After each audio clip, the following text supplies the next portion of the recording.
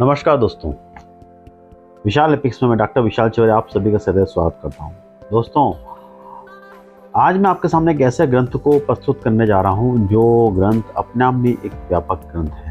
व्यापक ग्रंथ ऐसे है कि वह ग्रंथ एक्चुअल में पुराने कथाओं से नहीं लिया गया, आज के ज़माने के हिसाब से डेवलप किया गया। एक्चुअल में कई बार कमेंट में मेरे को ये पूछा गया कि नाथ संप्रदाय के विषय में कोई किताबें हों, आप बताइए। नाथ संप्रदाय के विषय में हम जानना चाहते हैं, गोरखनाथ जी के विषय में जानना चाहते हैं, मच्छिंद्रनाथ जी के विषय में जानना चाहते हैं, जालंधर नाथ के विषय में जानना चाहते हैं, चरपटी नाथ के, कानिफा नाथ के विषय में जानना चाहते हैं।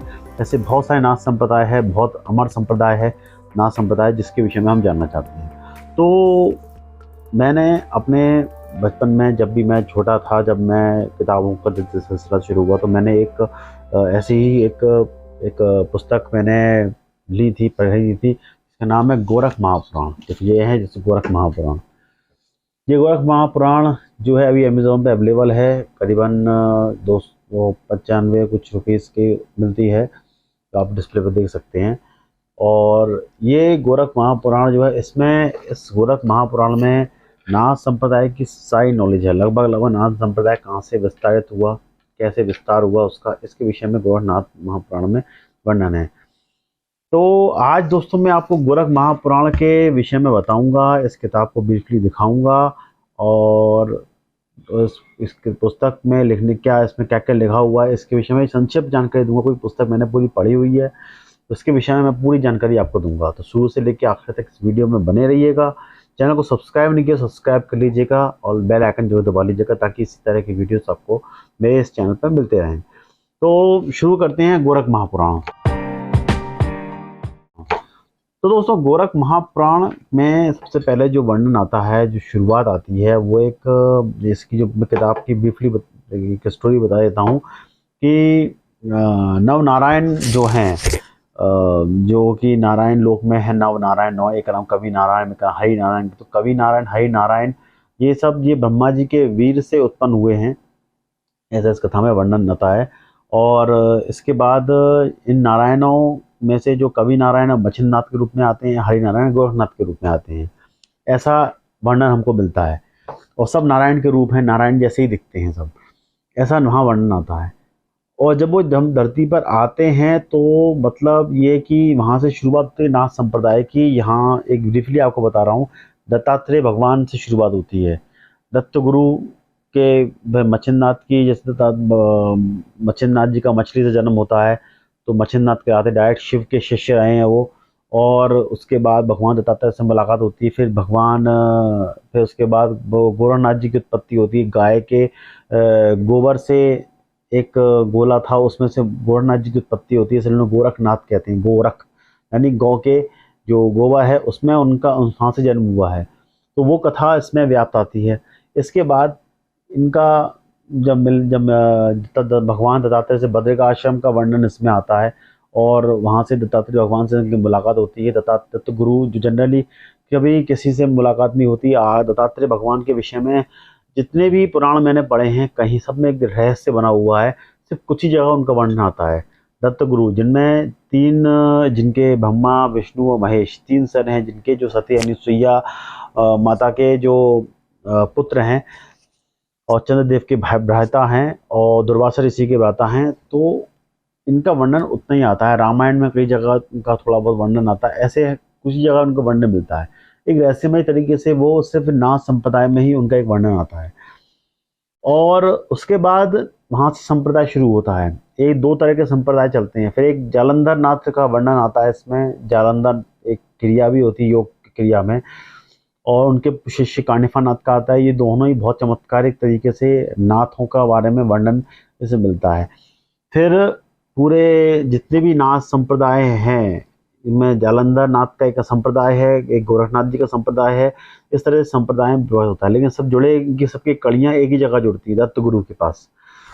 तो ये जनरली इस पूरे किताब में ये सार दिया हुआ है। और हर जितने भी नाथ प्रभु हैं, छोटे नाथ, इसमें गंगानाथ, खंडनाथ, गहनीनाथ, ऐसे करके बहुत सारे नाथों के जो नाम हैं, वो सारे इसमें आते हैं, और सबकी अलग अलग कथाएं आती हैं। और गोरखनाथ जी के कई चमत्कार इसमें बताए गए हैं और उनके तंत्र यंत्र के बारे में भी बताया गया है, क्या तंत्र साधनाएं थी उनकी।